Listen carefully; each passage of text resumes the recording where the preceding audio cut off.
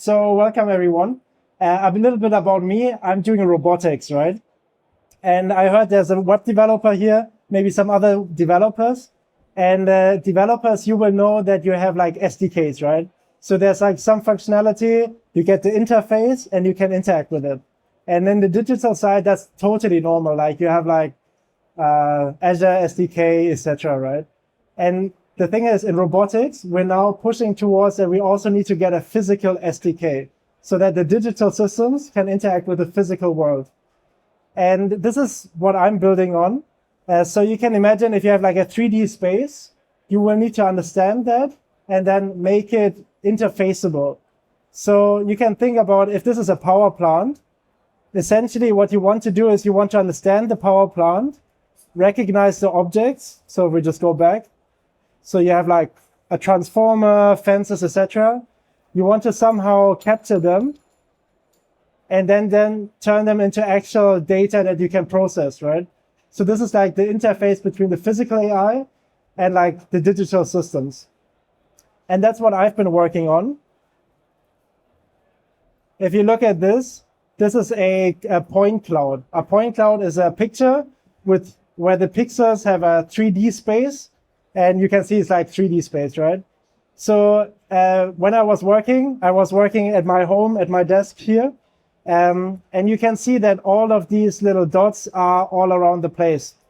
And essentially what this is about is that this map has been understood with computer vision and being put in a form thanks to Neo4j's graph database that you can see over here, that we now know that this is the little blue diamond.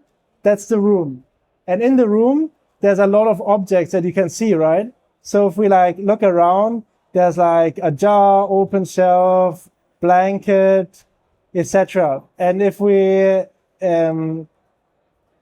just click one of them, like the radiator, we get a funny angle, but you see this is the radiator. And there you also have the actual source data where the radiator was in the 3D space.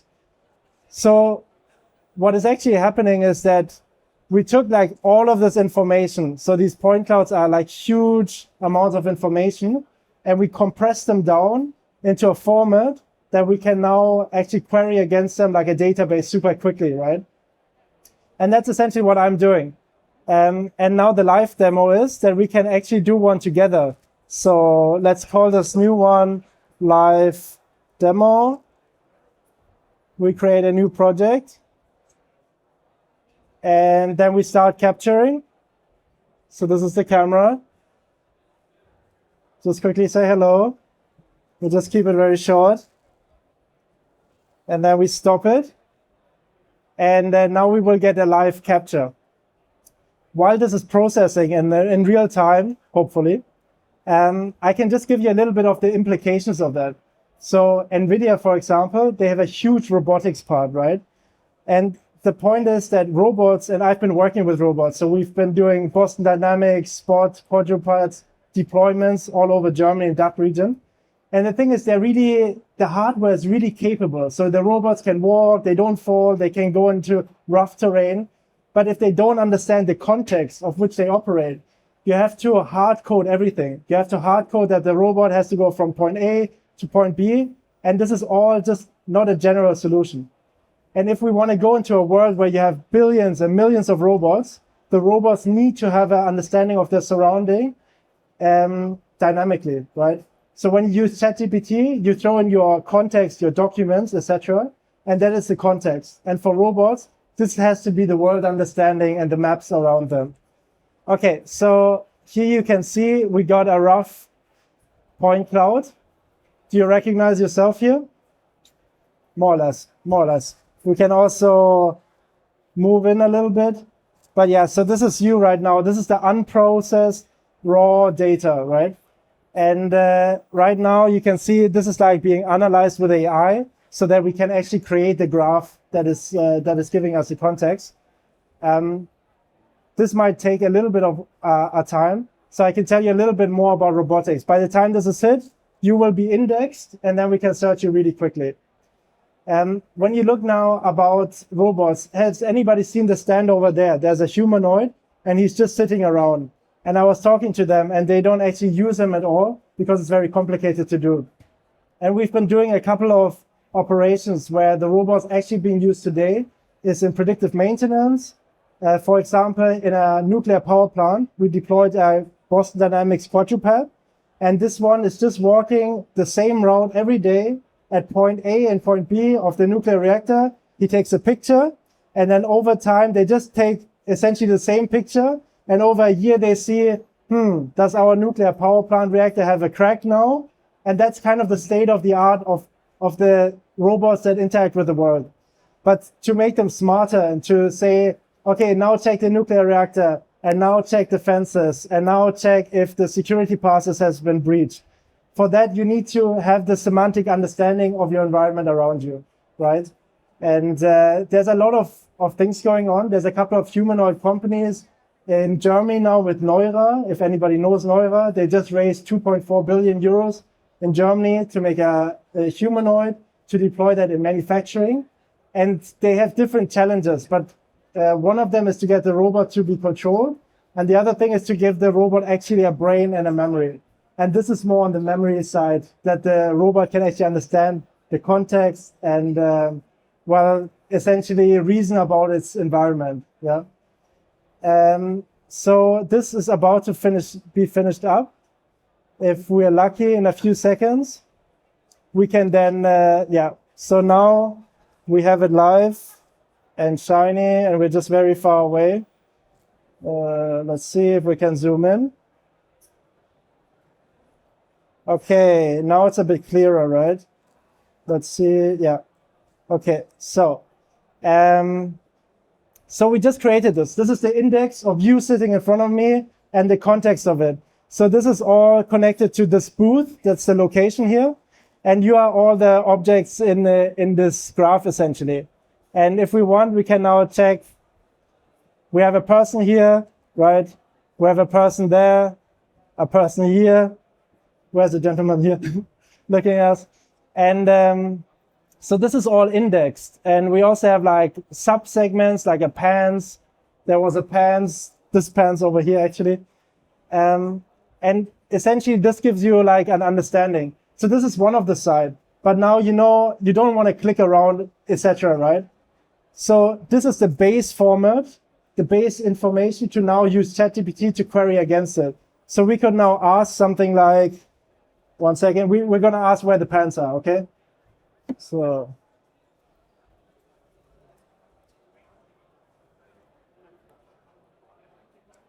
this is using Neo4j's memory service. And now this memory service is essentially planning the lookup against the database that we created. And it's going to search for pants. And we don't actually have to this is a keyword match, but this doesn't have to really say pants, right? It could just be like, are there any clothing objects? And then there's going to be the lovely pants over here with a nice woman. And yeah, now you can see I have found 2 pants here. So this is one pants, there's another pants, and there's some related objects. But so more or less this concludes my live demo today. But this is really a core memory or core component of physical AI, that robots get memory, they can reason against their surroundings, and you can just tell the robot, hey, bring me the pants, and he knows the pants are over there. One more thing, and that is really about the Neo4j services. These things can really have like relationships. Right now, it's just all of these objects contained in this one place. But does the gentleman, can I just borrow this? So this gentleman has a phone, right? And I just took a picture of you, and I saw you were holding this phone. So this is a relationship. And Neo4j and the graph database is incredible at modeling relationships. So if I see you with this phone, I can also see if the phone is here later, that this phone belongs to you. So the relationship between the node of like phone and the node of you, there's a relationship between that. And if I say, oh, there's a phone, like, can you bring it to the owner? We can now reason about that. And the robot can take the phone, say, I know who the owner is, bring it back, and mark it as done, right? So this is the power behind that. And that's why I think Neo4j, their graph database and robotics is the future. And if we have a future where humanoids are doing your laundry and everybody owns 10 of them and they're doing all of our jobs and all we have to do is drink pina colada. This is essentially a core component of the solution, right? Cool. I hope that was interesting. That concludes the demo. And if anybody has questions, if anybody wants, so this is the service that's being built on this. So the live demos with this service. If you want to look it up, it's called spranger.com. You can take a picture. And if you want, you can also sign up for the alpha. So I'm going to build the service will go online. And if you want to join it, you can just join the alpha here. Cool. Thank you so much. Thank you, Neo4j. Thank you, Jordi. Maybe one question from the audience? Anyone has questions? Okay, I have one. Okay. Yeah, just a good question. What's your main competitor? I don't actually know the names right now from the top of my head, but the robotic space or the physical AI space is growing rapidly. So I'm sure there's another 10 out there. If you want, we can look it up, a couple of them. But this is a section of the industry that's yet to be defined. So there's no core players here that really do this for physical AI and robots. So this is upcoming. So there's no big players here. So there's no like big players here. No.